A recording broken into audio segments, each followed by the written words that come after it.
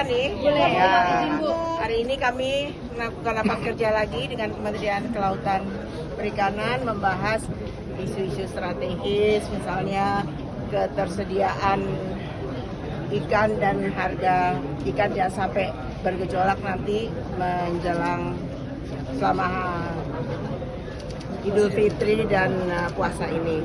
Dan yang utamanya juga kita membahas mengenai pagar laut. Kita menagih ke Kementerian KKP bagaimana hasil investigasi mengenai pagar laut itu, dan sudah disampaikan bahwa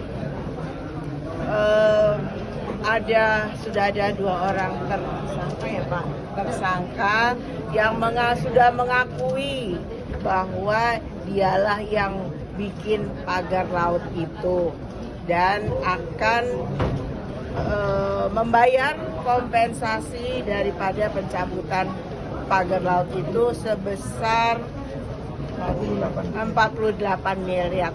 Jadi kami mendengarkan itu yang dijelaskan oleh Pak Menteri. Siapanya bisa ditanyakan sendiri kepada beliau. Siapa Pak? Inisialnya Kohot bukan Pak? Itu masih inisial kan dua-duanya Pak? Siapa sebenarnya Pak? Ada aktor di balik itu nggak Pak? Sudah saya laporkan tadi di dalam kepada pimpinan, yaitu Kepala Desa Kohot dan stafnya.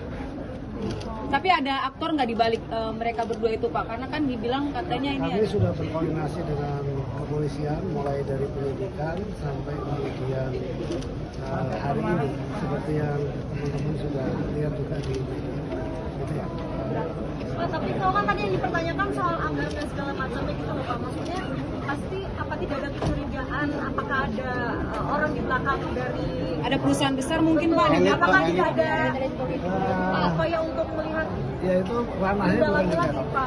Jadi beliau menjelaskan tadi sebatas kewenangan KKP. Untuk terselebihnya dari itu, KKP punya keterbatasan, kami juga sebagai anggota Dewan juga punya keterbatasan. Sekarang sudah ditangani ke aparat yang lebih berwenang lagi. Bapak berarti setelah ada 2 pelaku ini apakah investigasi di KKP selesai atau ada investigasi lanjutan lagi atau gimana? Ya dari kami adalah denda administratif sampai di situ. Selanjutnya sebagai tim ahli, kita ditunjuk sebagai tim ahli, kita memberikan informasi-informasi yang penting sesuai yang dibutuhkan oleh aparat penegak hukum. Pak, sama tadi kan Pak Firman Subagio kayak bilang bahwa KKP adalah pihak yang dirugikan dalam kasus ini, dan nantinya apakah dari KKP berencana untuk membuat pengaduan ke polisi terkait kasus pagar laut? Kita sudah melakukan koordinasi dan pemeriksaannya juga secara bersama sudah dilakukan.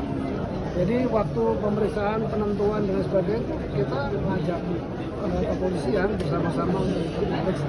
Jadi ketika ranahnya masuk ke wilayah pidana itu ditangani oleh Pak, soal ketersediaan ikan Pak menjelang Ramadan Pak, soal ketersediaan seluruhnya di daerah-daerah yang paling utama itu yang juga menjadi sorotan Ibu Ketua dan seluruh pimpinan yang ada di kota aman, semuanya aman.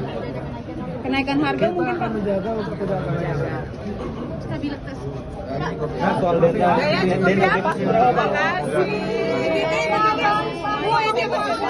Bukan Pak.